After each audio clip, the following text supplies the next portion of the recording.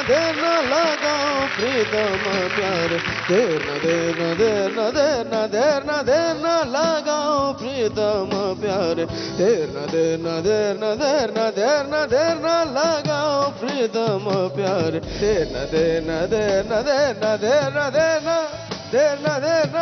देना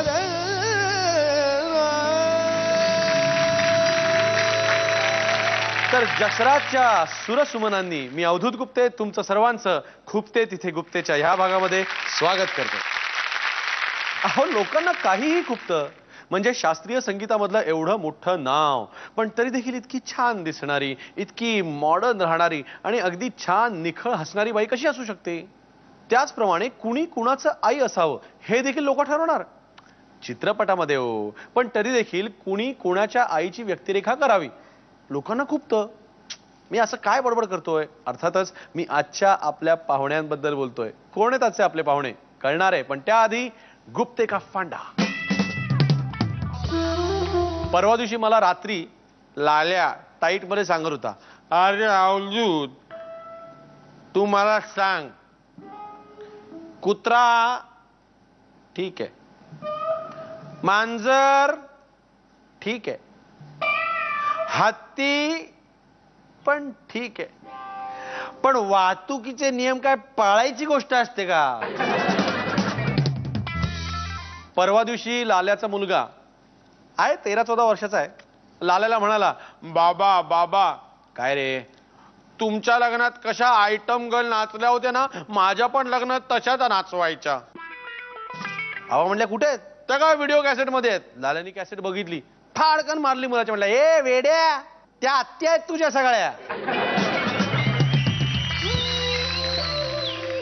तर जोरदार टाळ्यांनी स्वागत करूया शास्त्रीय संगीतातलं एक गोड नाव आरती अंकलीकर टिकेकर आणि त्याचप्रमाणे हिंदी चित्रपट सृष्टीमधल्या आईच्या नावाची परिसीमा म्हणजे आपली मराठी रीमा.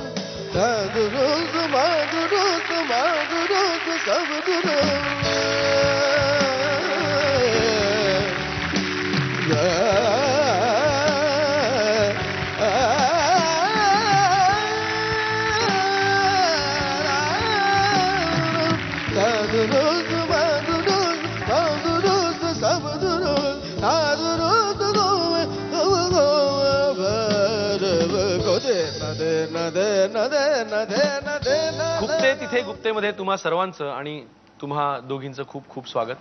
एकदम खुपते तिथे गुप्तेचा हा मंच एकदम सुंदर झाल्यासारखा वाटायला लागलाय. दोन सुंदर चेहरे एकत्र बाजूबाजूला, त्यामुळे आणि मी दोघांचा मी भक्त म्हणजे पहिल्यापासून यांच्या गाण्याचा आणि तुमचं म्हणजे सिंहासनपासून पार. Yes of course. थँक्यू. तुम्हाला मी जवळनं गुरु म्हणून बघितलेलं आहे आणि तुमच्या शिष्यांना तुमच्याशी तुमचं जे रिलेशन आहे ते मी जवळनं बघितलेलं आहे की लोक यांच्या शिष्यांसाठी त्या आईही असतात, वडीलही असतात आणि मैत्रीण असतात, त्या एकदम फुल ऑफ एनर्जी असतात आणि त्या म्हणतात तुमच्यासारख्या त्या सांगायला लागणार गाण्याच्या आधी नुसत्या व्यक्तिमत्व म्हणून लगेच कळतं की ह्या आरती दिदींच्या शिष्य आहे. खरं हो. मग तुमचंही असंच रिलेशन होतं तुमच्या गुरूंची सगळ्यांची, असं मैत्रीचं. नाही, माझे जे पहिले गुरुजी वसंतराव कुलकर्णी त्यांना तर मी इतकी प्रचंड घाबरायचे की जवळजवळ 12 वर्ष त्यांच्याकडे शिकले, तोपर्यंत एक ब्र पण नव्हता काढला मी.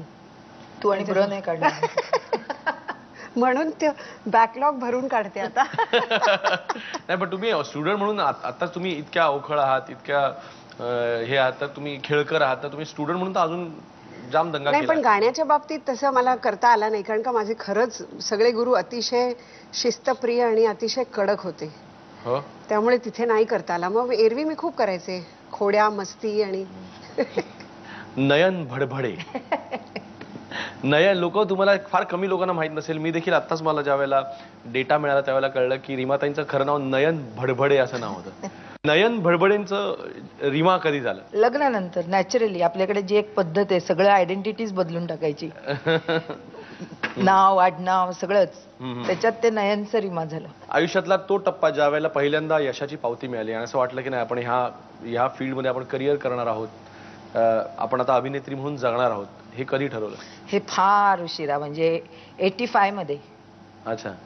तोपर्यंत आपली कामं करत होते, मजा यायची, पण असं काही ठरवलेलं नव्हतं. आणि 85 ला सडनली मी ठरवलं की नोकरी नको आता, मला कंटाळा आला. I was working in union bank. अच्छा. तिथे मी 9 वर्ष केलं आणि मग म्हटलं नको, ही सकाळची 8:52ची एक लोकल पकडायची अंधेरीहून नरिमन पॉइंटला यायचं, ज्या कामात आपल्याला काही कळत नाहीये ते करत राहायचं, एकाची जागा अडवायची. त्यापेक्षा आपण रेजिग्नेशन दिला. पण माझे बॉस एवढे चांगले होते, ते म्हणाले आम्ही वर्षभर ठेवतो, तिथे काय बोंबललं तर परत या इकडे. पण सुदैवाने तसं झालं नाही. आणि सिंहासन कधी आला? सिंहासन हे सगळं बँकेत असतानाच. हो का? हो. पुरुष सिंहासन जे जे माझे चांगले त्या वेळचे होते ना, ते सगळे त्या पिरियड मधले आहेत, त्या 9 वर्षातले. आणि म्हणून मला बँकेला नेहमी युनियन बँकेच्या त्या माझ्या सगळ्या ऑफिसर्सना सलाम द्यावा असं वाटतो, कारण त्यांनी मला इतकं सांभाळून घेतलं. मग सिंहासन किंवा असे चित्रपट पुरुष हे रिलीज झाल्यानंतर तुम्ही ट्रेननी जायचा तरी सुद्धा? हो हो आणि मग लोक मग अरे हो, ते पण ते काय, पण ठीक आहे. ते कलियुगच्या वेळेची गंमत सांगते, जे ते आताच्या मानाने तो सीन म्हणजे काहीच नाही.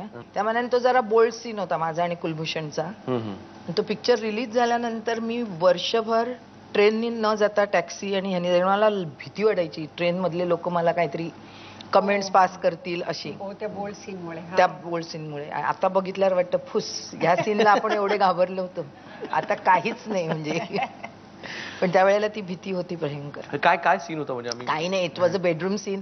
मी आत येते, आपण आल्यानंतर साडी सोडतो म्हणजे बायका, आणि गाऊन घालायला जाणार, आणि नवरा मागणं विसल करत असतो, एवढाच सीन होता.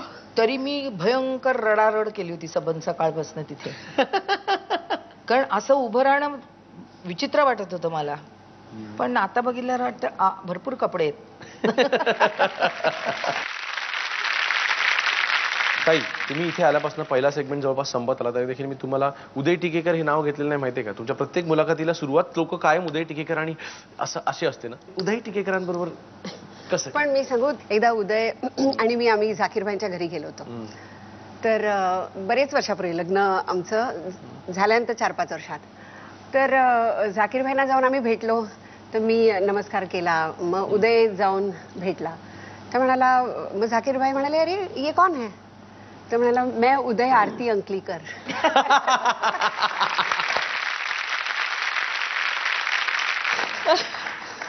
त्याच्यामुळे